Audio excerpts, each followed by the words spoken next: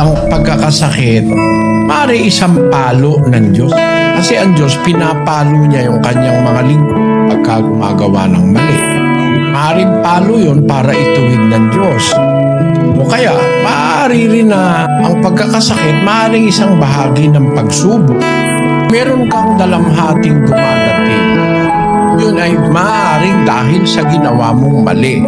Konsekwensya yon ng iyong maling gawain.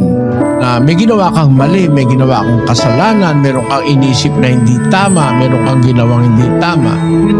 Pasasapitan ka ng Diyos ng kanumbayang mula sa Kanya. Pero hindi siya kusa na magbibigay sa iyo ng kalumbayan na walang kadahi-dahilan. Bibigyan ka niya ng kalumbayan, maisip mo, ginawa mo hindi tama para makapagsisi ka, para maligtas ka.